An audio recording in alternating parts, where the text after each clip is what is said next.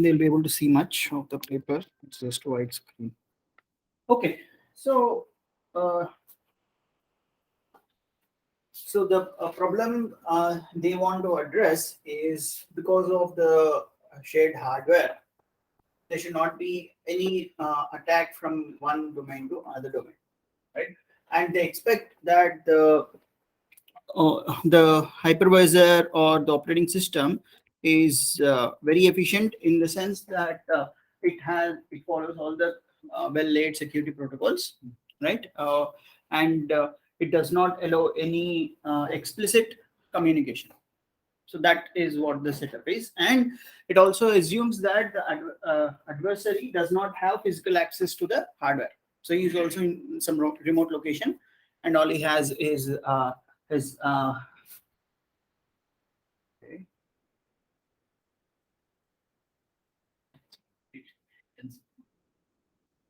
Right. So, Windows. Okay, so the authors say that the adversary can potentially create contention at any of the shared resource and get some information, right? That's we know it's a well-established thing, and they specifically consider it beyond the caches, the memory controller and the memory itself. Now, and the end goal is to remove the interference, right, across the security domains, right, whether it is intentional or by choice, because they are any day using the shared resource. They want to reduce the interference as much as possible. Now, they demonstrated, so even though it might sound a little silly, this is their this is how they demonstrated their possible attack. Now, this is side channel attack where on core 0 an RSA algorithm is running, and on core 1 the attacker is running his own program, right? And they have nicely considered only one level of cache and the memory. So they wanted to create a situation where it's easy to yeah. Now, so the typical RSA, let me pull that up.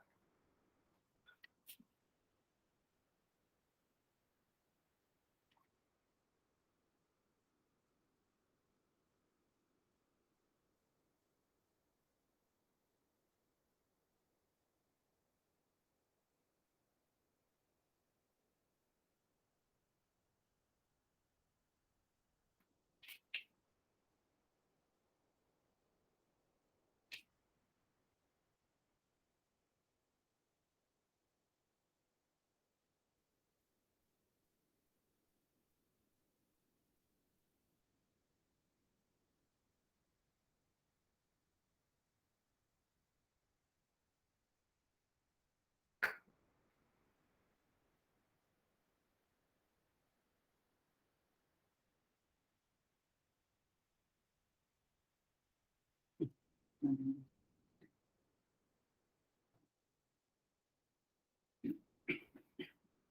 don't want to see an answer. Just want to see.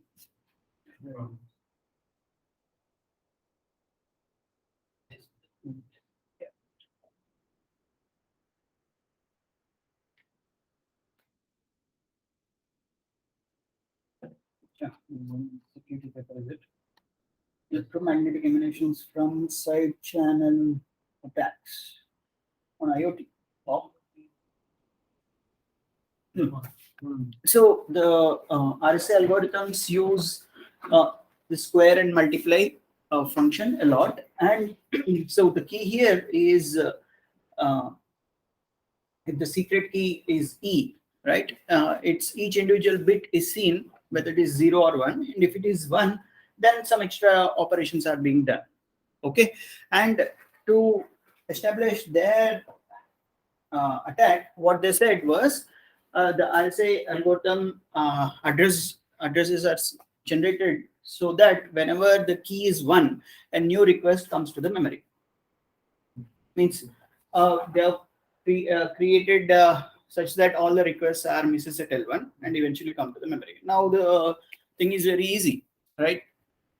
So the victim is running the RSA algorithm, and the attacker is observing how the memory is responding, right? And whenever there is a 1 in the key, right, there will be a memory request to the from the victim. So, and what they say here is the Hamming weight. Hamming weight is the number of ones in the key, right? So as the number of ones increases, the attacker's execution time also increases. He'll keep on sending requests to the memory, and if the victim is also sending requests, so his execution time will increase.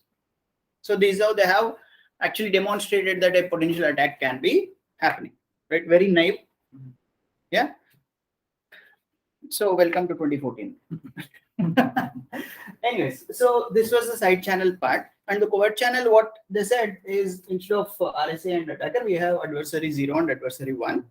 Now this guy wants to send what was the pattern? 100 10110. This is the pattern, and he would okay, sorry. So the understanding between the adversary 1 and 2 or 0 and 1, whatever you want, is that if the receiver is trying when he's accessing memory, if there is no conflict, assume that it's a 0, right? If there is a conflict, assume that it is 1. So how does that eventually reflect is in the time of the memory responses. So here the requests are getting response very fast, so he'll interpret this as 0 and 1 1 0 1, so on and so forth. So he's able to so the receiver is able to make some sense of what the sender is trying to communicate from this by observing the memory latency, right? Again, the same setup of just one level of cache and shared memory, right? Now with this problem setup, they also said that this is how typically the memory controller would look like. We already know that there will be per bank queues, and there will be there can be per bank arbiters, and across multiple banks there can be a scheduler, right? This is what they have assumed. It need not be exactly this. Now at any given point there can be contention, which can result in a change in the response latency, right? So accordingly, they have proposed look, 3 points of contention are there. So they proposed a few micro-architectural changes at the memory controller. They said instead of per bank queue, I'll go for per security domain queue. Okay, so in per bank queue, what happens is security domain once the one and others, they all can get potentially queued up here, right? That's how I can interpret that the other guy is accessing the same bank or not. Okay. Now, if it is per domain queue, yeah, and per domain arbiter, then potentially that contention is removed. Make sense? Now, add to that, they said that they will go for the partitioning of the DRAMs bandwidth. I have one concern. What is this per domain? So the security domain is also identified by the OS. Yeah. So this is cloud setup where the hardware is shared, and we have the OS and different multiple virtual machines are being launched, and each security domain is defined again by the OS itself, right? And he wants to connect this point to the memory controller. Okay.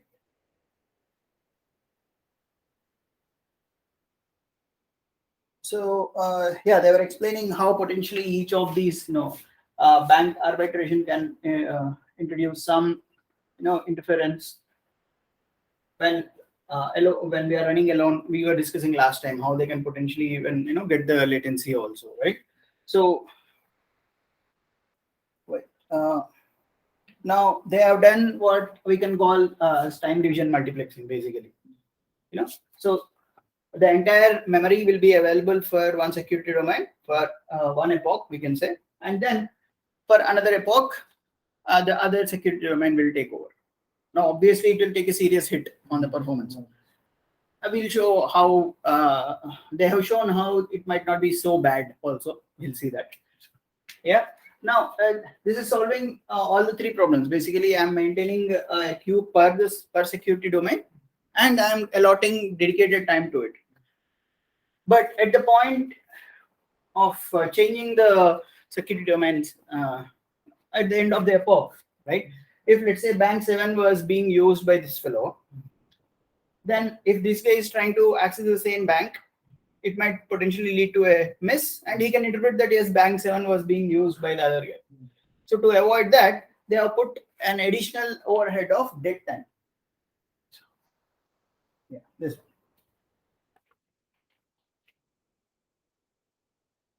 Okay. So almost at the end of epoch, they'll start the dead time, saying that let's say if the epoch is 1 million cycles, for example, right? They will for the last 10,000 cycles, they'll stop issuing any new request from that particular security domain, and they'll start wrapping up their work, saying that okay, we'll wait for the next chance. So they'll close all the banks across all the ranks and channels and give this guy a fresh. Again, obviously, security performance will take a serious hit, right? And then they also said that the refresh can also be potentially lead to interference. If in one particular epoch, an application or security domain, whatever you want to call, is trying to use the banks, and a scheduled refresh is kicking in, right? Then all its requests can potentially get delayed. So even that can be a potentially interpreted by the other guy. So they want to. So what they do is they say that the minimum time of the epoch should be as big, so that at least one refresh interval is covered. And all simple modifications only, right? And then this is their model. Again, you laugh at it. They have taken Gem5 and Drams, not integrated, separate. Okay, they have taken a 2-core version, and the memory. They have collected traces from Gem5 and fed it into the Drams 2 and demonstrated with spec benchmarks, not any explicit program, aggressive program or anything like that, to show that how the interference has actually reduced. So then here they have mentioned L2 and L3 cache also. So this is for the evaluation here. That was only to demonstrate that an attack is possible.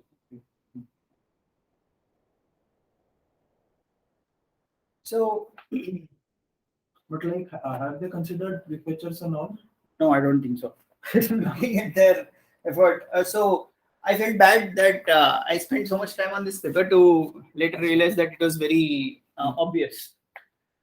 They did not consider any complications in their work. In fact, even by introducing a couple of levels of cache, right? If you go back and try to demonstrate the attack, it's very difficult, right? And yeah, like I said, the reason I picked this paper was there were more than 100 citations, and now I felt that maybe all of them were thrashing these fellows on how silly their evaluation and these things were. But I think perhaps in 2014 this notion was also not that quite popular. Yeah. But that too at memory. Yeah, that too at memory. Yes. So that's the reason I see that it went ahead. Yes.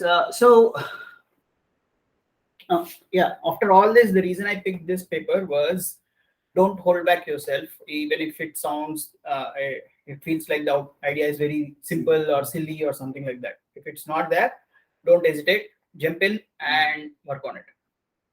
Okay. Yeah, if this paper would have been submitted, then even in the last couple of years, it would have not gone through. But if it's not already existing, it's potentially there to be grabbed. Okay. 2014. This was the beginning of the security.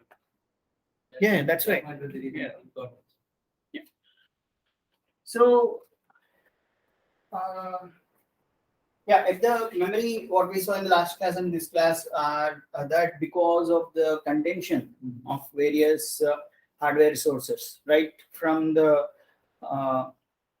request queues, schedulers, and eventually the actual DRAM, where the row buffer conflicts can happen, the attacks can be framed here. And you see, even here, why, if we look at how difficult it is to demonstrate this attack, right? Just assume that there are more than one channel, right, at the memory. Where's this? Yeah. So this is not single channel, but there are multiple channels. Sorry. Multiple channels. Now, how do we exactly measure the interference? Right? And we potentially map the application so that all the applications are using all the channels. That's how we get the maximum bandwidth. Now, how do we write an application to see that across multiple channels it's able to measure the time difference? And in fact, it doesn't even know to begin with that which channel it is potentially going to, right?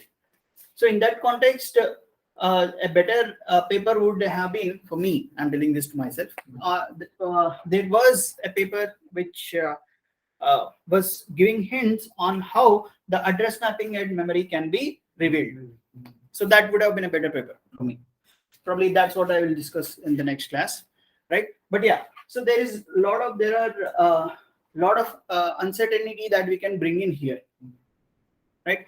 On top of it, I'm not sure if you have noted this point or not. How do we bring this up? Yes. Right, okay. Yeah. Down button. Yeah, let it go. So I think in 2019 or so, by mistake, I wrote it on the. Unfortunately, somebody ignored it. Good. So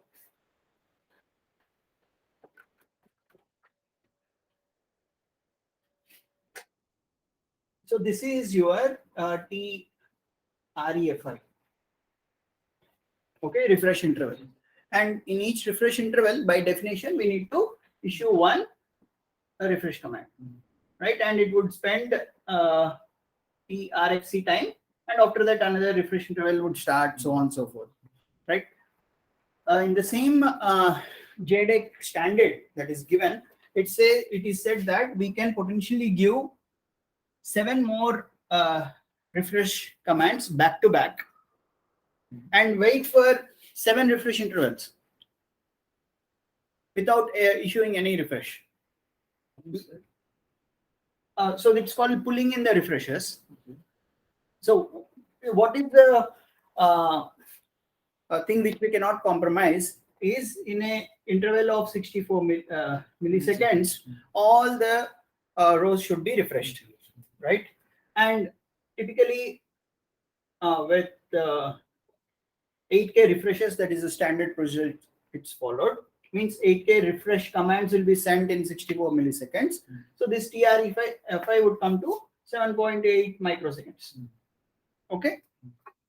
For every 7.8 microseconds, we need to issue a refresh pulse.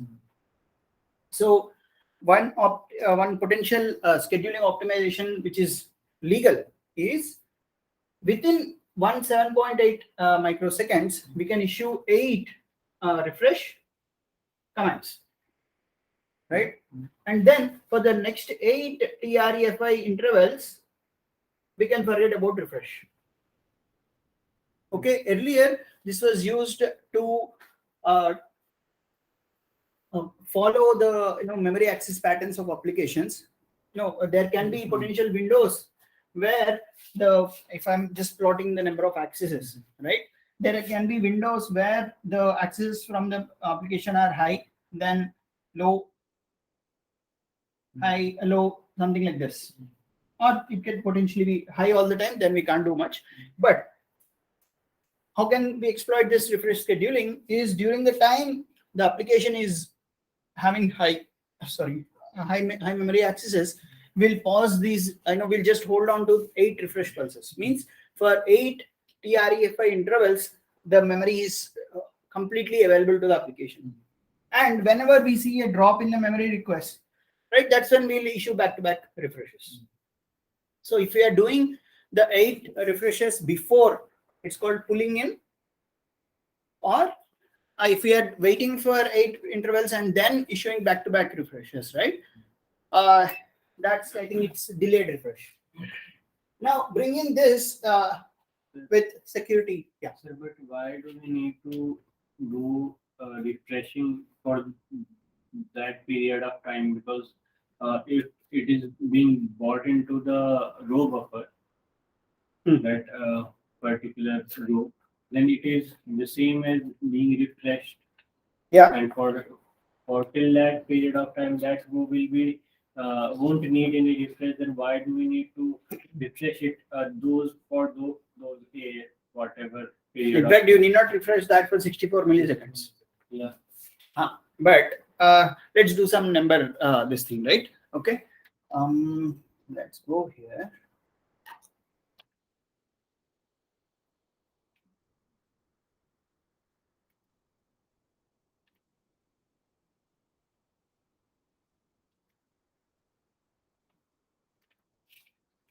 I hope we have 64. Yes.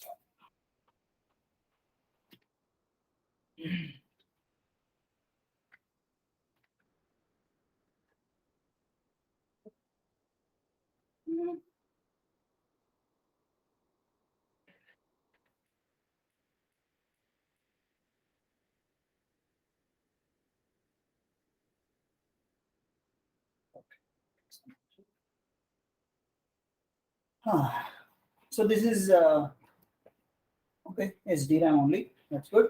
So if we look at the number of rows, this guy will be having. So there are 128 rows in a bank. Okay, and how many banks are there? Bank groups are 4. Bank address per group is 4. 4 and 4 means 16 banks are there in rank. Okay. Now let's do the back calculation.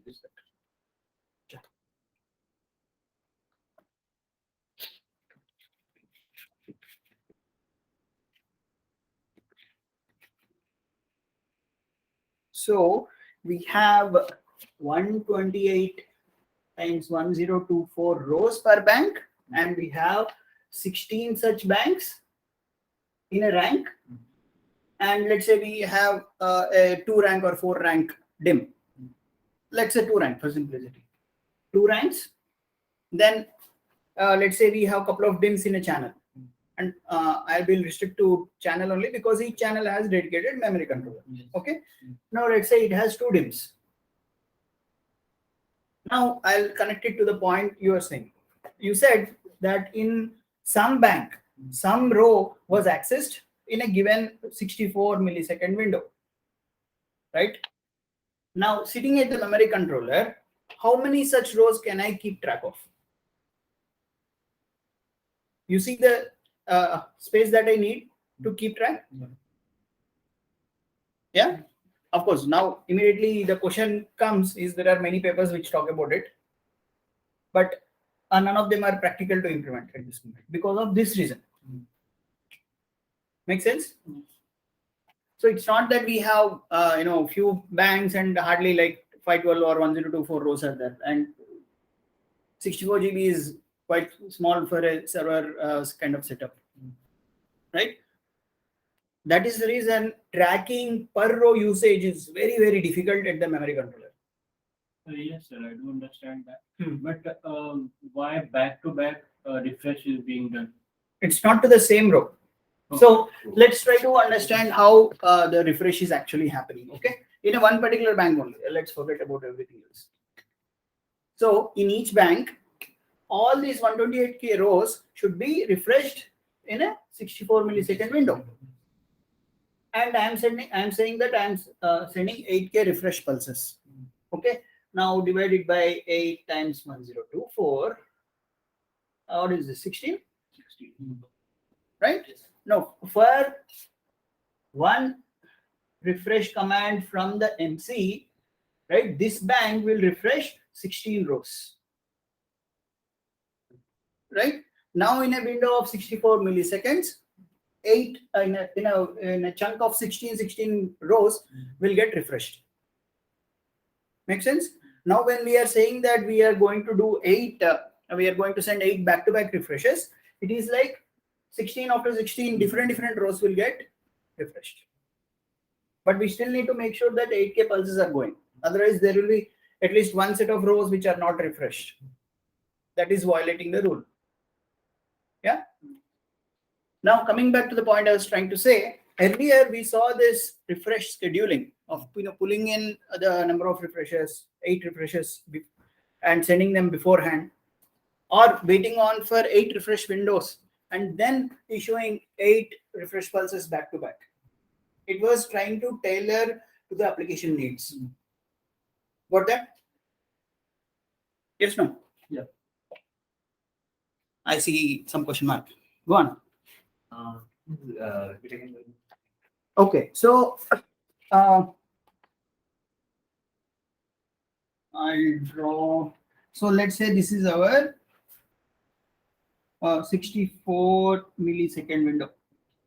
Okay, and I need to send 8 in times 1024 means 8192 refresh commands. Okay. In this 64 milliseconds. Okay. And for each of these, whenever I send a refresh, like I'll be spending RFC time refreshing 16 rows in this. Okay. So the way we can look at it is when the first refresh pulse is sent, 0 to 15 were refreshed, then 16 to 31, so on and so forth. Okay. Now what the JDEC guidelines say is in some particular refresh interval, I can at max send 8 pulses back to back. Means I can potentially refresh 128 rows in a refresh interval, and for the next 8 intervals, I will not send any refresh pulse. 1, 2, 3, 4, 6, 7, 8, and only here I'll send one more refresh. Yeah, this is called pulling in the refresh. Or I can do exactly the opposite, where I can wait for 8 TREFI and send back-to-back refresh pulse in the next interval. So the reason why we do that? So that's just a flexibility that the manufacturers gave us. They said this is possible. Make sure that you send 8K commands in 64 milliseconds. This is one flexibility we are giving. So there's a delaying or early refresh that's done with the application. No, by the memory controller. Memory control. Yes. In In the DIM. Now, on what basis will memory controller take a call whether it can pull in or wait out? Is can be potentially dependent on the application behavior, because there are phases in application where it will be busy at the pipeline. It will not look for any data. Means the DRAM is free, so it will send back-to-back refreshes. There can be potential periods where there will be high memory access. Almost all the applications have such behavior. So if the application is waiting on the data, blocking it again by sending a refresh doesn't make sense. So the memory controller can see the activities and say that, okay, I'll wait out. Yeah. Okay. This is from performance perspective. Now bring in the security point, right? Why don't we use this as a potential defense and disrupt the interpretations of the adversary? What is this paper? The earlier paper we were discussing was saying.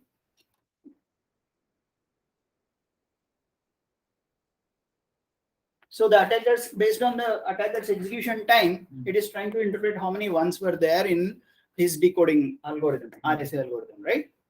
Now bring in the refresh part. This can be swinging up and down. Yes. What inference can he make? It's like adding noise. Yes. adding noise which is legal and which is well in our limits, right? Now the same thing here. So the difference between 0 and 1 is nearly 400. What is this? 400 cycles. 300. Yeah, 300 plus cycles, right? Now add refresh, which is potentially like 100 or 200 cycles there. Done. And the reason this might potentially work is you would have already realized from your Covert channel setup that the sender and receiver need to be in perfect sync. Otherwise, they can't make head and tail out of it, right? So we know that they are following some periodic intervals of communicating. Now all we are doing is disrupting that. Make sense? Yeah. So this was one potential idea that I thought can be demonstrated to disrupt this kind of inferences. If the attacker also knows that this kind of setup is there, It is a part of the setup itself. So Yes. he can particularly, tailor his own accesses in such a way that. Can do that.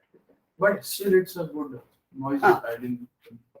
So there's some amount of uncertainty that we are basically adding. Right? Now the immediate side effect is earlier we were taking the call based on performance. But how can we do this now? Just if we keep the security in mind, this might do wonders also. But let's say we are trying to pull in refresh and doing back-to-back refresh. Unfortunately, the programs are in their memory intense phase, intense memory access phase. They'll get slowed down, right? So again, that's all. That's what we need to bring in our exponential analysis, saying that okay, even if we do this, Have they mentioned anything about that? no. Like I said, this paper was very nice. And one other point is this kind of flexibility is at rank level. Every rank can potentially do this. On top of it, this is with till DDR3 only.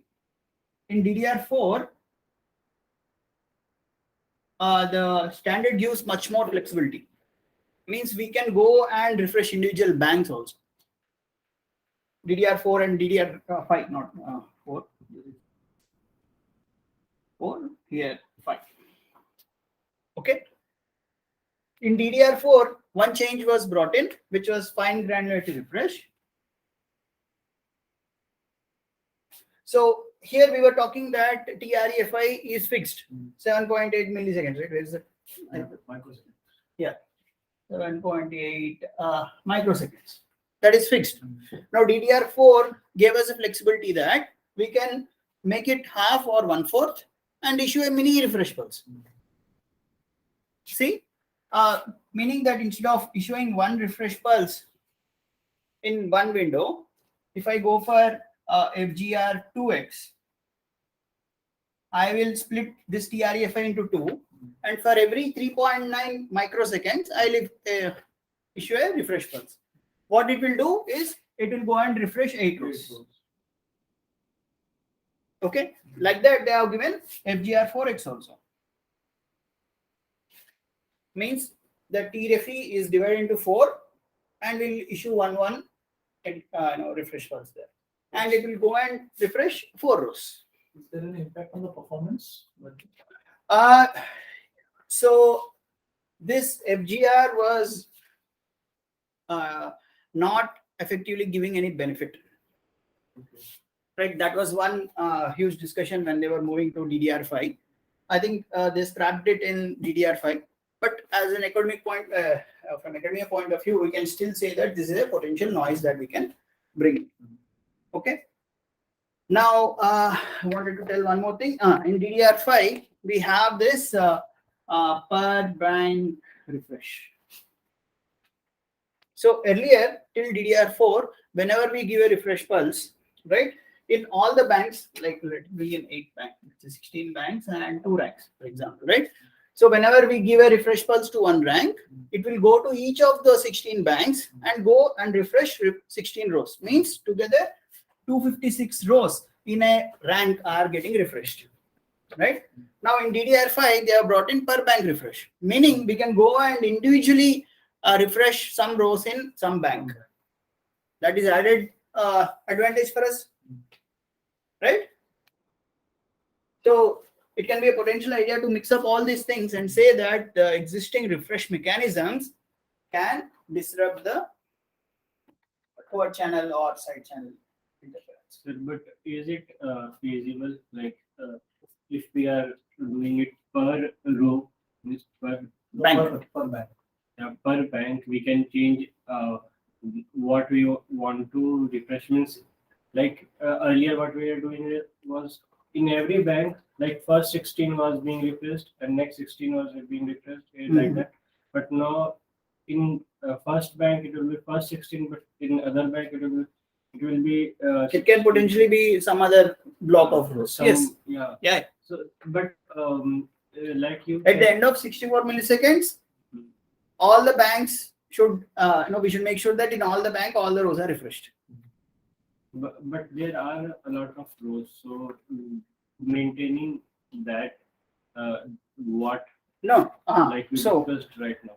good point. That bookkeeping is not done by the memory controller. It is done by the device controller, the actual DRAM chips.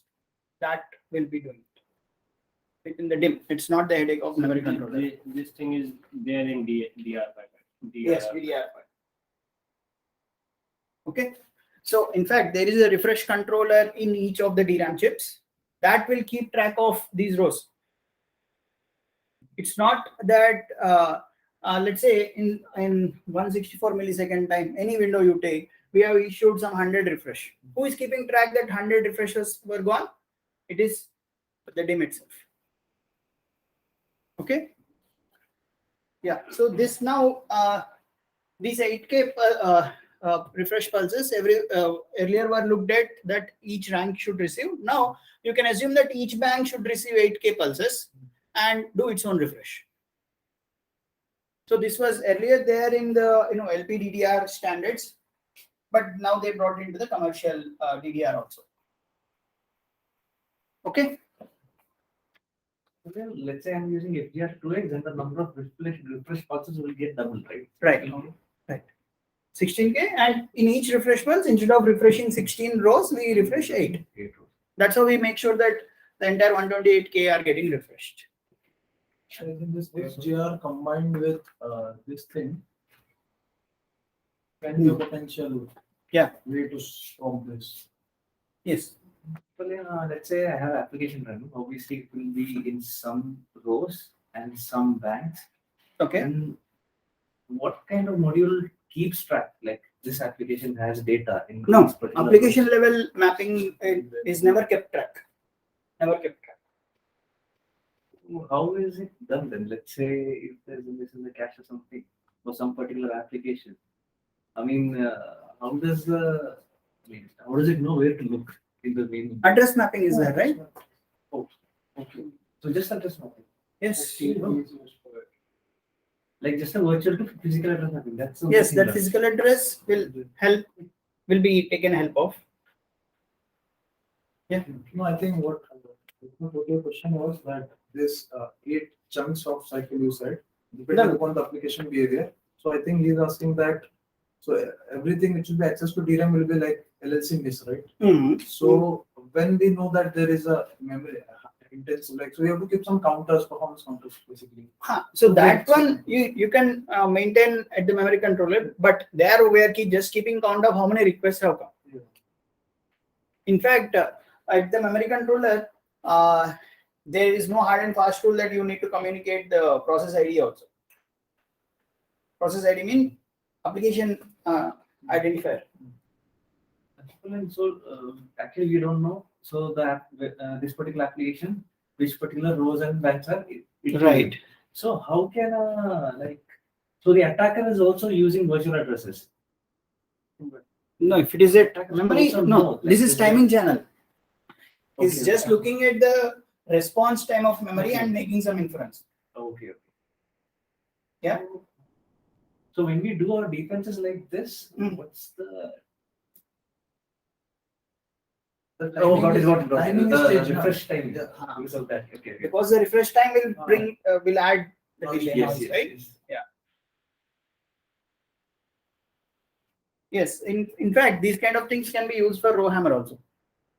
But I don't know why I did not see any work in midline. Whatever. And then in this low power DDR mode, some of the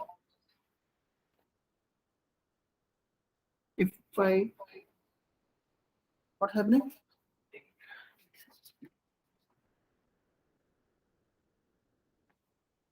There is no speaker here, right?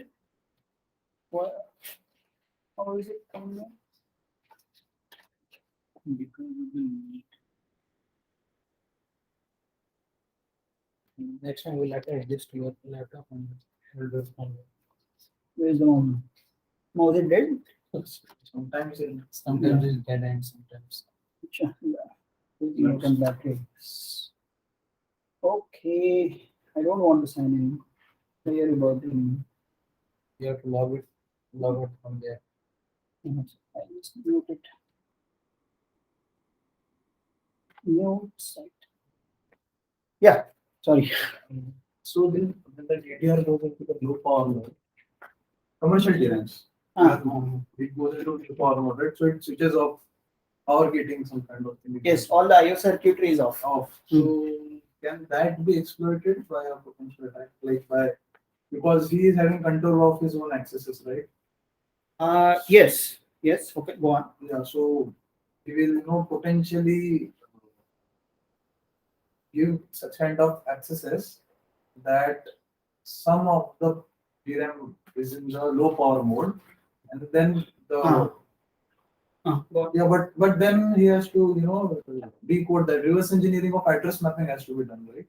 He has to know which accesses are going to which banks, and then potentially he can transfer all this load because that's in the low power mode. So internally, whatever the bookkeeping is done, so it will transfer the addresses, right? Or Which will mapping- transfer? mapping- No, whatever. mapping is not. See, until it goes to complete switch off mode, some lowest mode, all the data is still remaining. So at the point of, let's say we have two ranks, rank 0 and rank 1. We observes that the past few, let's say 10 or 20 epochs, each epoch can be 1 million cycles, for example. Right? For the past 10 or 15 million cycles, rank 1 was not being used. So at that point, the memory controller can take a call that it will put it in low power mode. So it's at the rank level. At the rank level, right? Of course, there can just like you were talking about, per bank refresh, there can be per bank decisions also, right? But as far as I know, it is at rank level. Now, whenever the application has generated a request which is going to now rank 1, which was in low power mode, right? It will awaken it and get the data back, right? Now the point is the extra latency of awakening it from the low power mode.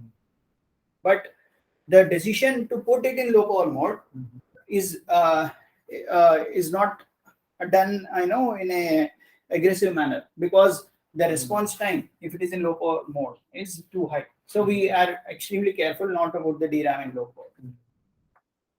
Okay. When it is in low power mode, so there's no data. in No, that data particular- retention is still there. So like just periodic refreshes are. Yes. Yes, that's called self-refresh. Okay. And that's why I said there is a refresh controller in each device. The device as such is low power mode, means there is no connection between the memory controller and the device. But internally, the device keeps on sending refresh pulses. And if you keep it in low power mode for 64 milliseconds, for example, you can still see that 8K refresh pulses are being sent. That's the self-refresh mode. So any difference between that particular refresh and the normal refresh? So here, the normal refresh is also called auto refresh. It's triggered by the memory controller. Okay. Self-refresh will kick in only when we are in low power mode. Okay. And the older DRAMs actually there's no low power mode, right? I think even from DDR2 they have, but now there are more aggressive low power modes. Because of mobile. Yes. Yeah. Somehow, I have consciously put effort not to get into DRAM again. But but looking at this security aspect, I'm seeing that DRAM is very fertile area to publish couple of papers. Yeah, that's true. But I think let's look at some of the realistic challenges. Like let's assume a full system which is having all the modern state of the art things. Like there is a prefetcher at all the hierarchy of caches, right? And then the DDR is also low power and everything. So is that very like easy? Like is there any paper which has done this kind of attacks at DRAM? Like they leak at L1 caches with LRU states, something like that. Let me check. Or is it only at the simulator level? Let me check. Because if that is possible, then it's like very.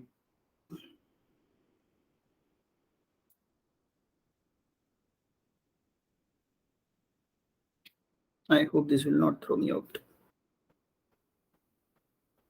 Are you able to see the screen? Yeah. So this is all the reading material. I'm not sure. Let me. How can I make it full screen or something? Okay. I don't want this fellow to take so much space. What should I do? This will take only. But are you able to see anything? Okay. Otar might be very happy. Right?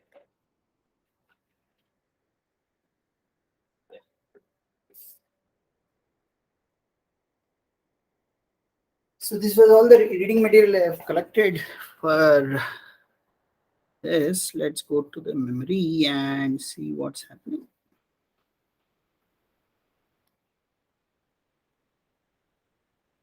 Lot of work in the recent. Yes, this is row hammer, row hammer, row hammer, row hammer, row hammer. This is for PCM. This is again, I think PCM or STTM RAM. This is row hammer. This is also row hammer, row hammer, row hammer, row hammer. Probably we can check the security challenges, right? So this is processing in memory. That's okay. So RAM bleed is also raw hammer. No? Yes, built on row hammer. Oh, okay. What are these? Huh? Some paper name is net hammer. It can be that. Acha, you are not able to see the screen, is it? I opened that security paper. Okay. Fine. Let me also check. Yeah. So this RAM bleed, we should discuss this, right? That's pending. Then we have row hammer, row hammer. This is the leaky controller, which is the reading assignment for you again. So there, like I said, they have demonstrated covert channel attacks in a virtualized environment. Okay. Then we have, this paper probably is a good thing. This is a thesis. Probably I should have shared my entire screen. Sure. Wait, stop.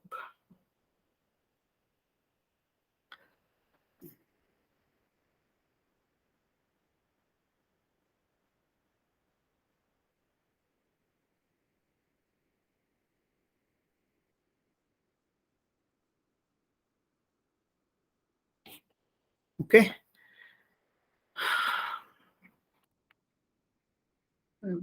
How come I'm not able to see it? Yes, no. Yes, good. From CMU, probably Moodle student only. Yeah. Yes. Saugata Ghosh also. Huh? Fine. So what all did this guy propose? Where are the papers? Probably somewhere it will be, right? Oh, it's only half of it. Huh? That's bad. Outline. Necessary background. Reducing solar DRAM, a mechanism for reducing DRAM access latency, presents generating unique identifiers for commodity DRAM, and derange, a method for quickly and efficiently generating two random numbers. Okay, of row hammer. Yeah, it's built on row hammer only then. What's this for this random number generation at DRAM?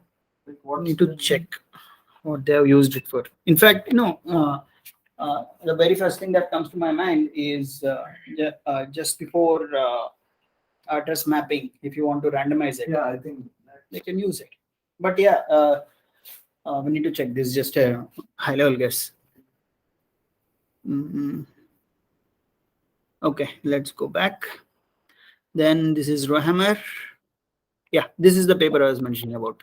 Uncover the address mapping. Yeah, we'll discuss this tomorrow.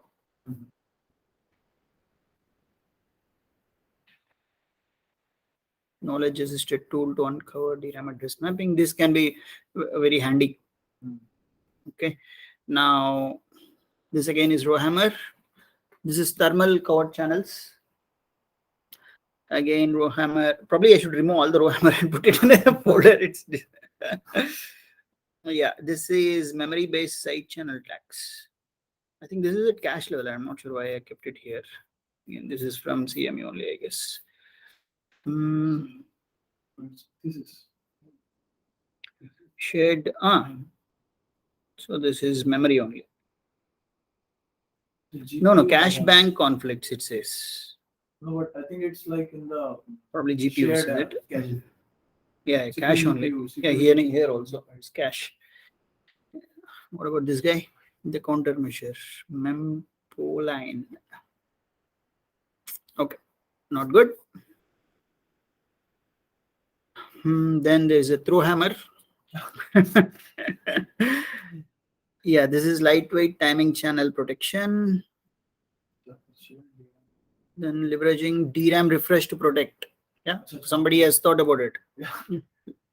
Probably we'll have a quick look at it. Yeah. Exposing implementation details of through latency based analysis. This also seems to be good. This is in TCS.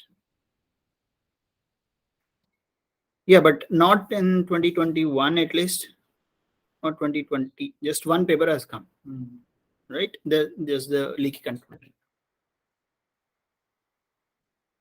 But this leaky control, this is also on the real commodity DRAM or simulation? Simulation only. I don't think it's a commercial one. Let's check there. By group. Okay. It's 3-5 already. Huh? Is tomorrow a holiday? No, right? Why? Ambedkar Jayanti. Okay. Look at this.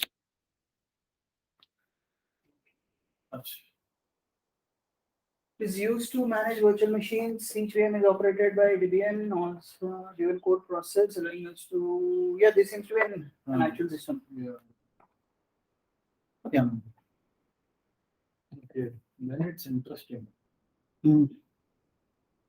I mean, it's possible then, right? It's very much possible. Yeah. Yeah. Anyways, this is paper to read. But I think like there should be a lot of reverse engineering which you might be going, right? Yes. Otherwise, Like, so is that like there are some people which are in contact with them, or they purely do reverse engineering, like, or they get some hints?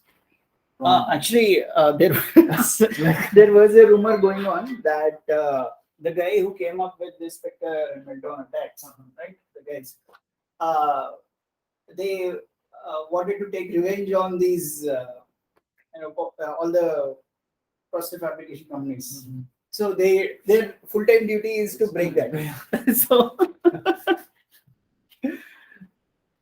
Yeah, we were. I think at that time I was in IBM, and we were joking that that guy probably did not get a job, or did not get a hike, or did not get a promotion, and he's taking revenge. Yeah. Okay, so I think we have a couple of points to discuss, right? As an extension of today's this thing, where is that refresh? Let's discuss this paper tomorrow. Okay. National Test Conference in Asia. TCA. Not a great venue, but yeah, I think this is the What is this guy doing? Instead of enforcing fixed time slot, guys, assignment to the applications, we go on an entirely different technical route and utilize the background DRAM refresh as a free noise source. Yeah, to eliminate the time correlation between victim. Okay, the proposed protection framework, MemJam, relies on emerging fine-grained refresh technology. Okay. Yeah, then we discuss this. We were done. But yeah, we'll spend time on this. Okay, tomorrow. What is the holiday? How many class tomorrow? We'll have class day after tomorrow. Day after tomorrow is also already. Yeah, So we'll that's have- why I said. So you're saying that lightweight refresh-based No, noise wait. can effectively block it. Hmm. Yeah, perhaps I think these are all the low-hanging fruits, Hmm. and everyone is jumping on it. I think it's again the matter like who is having more resources out there and they jump in first. Kind of. Yeah.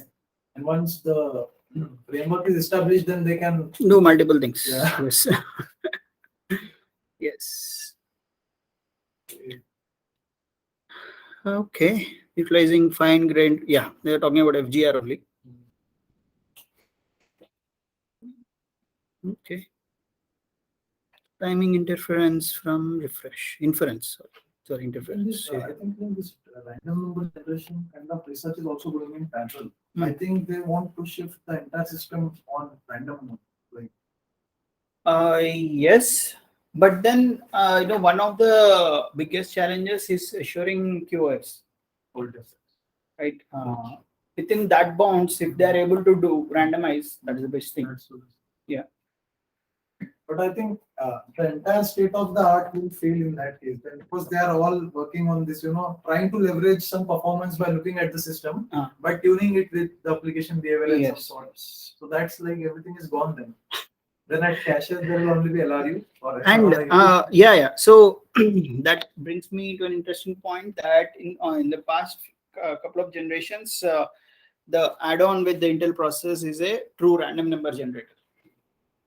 So actually, getting a random number generator, right, in the hardware is very challenging. Yeah. So based on what do you think ambient temperature will be the key or something else? We don't know. Yeah. Okay, that was fun. Stop. Okay, then we'll continue our discussion tomorrow. I hope there's no problem tomorrow. How come it's not saying? I think that's This guy is the owner, is it? This mouse is going to low power mode too often.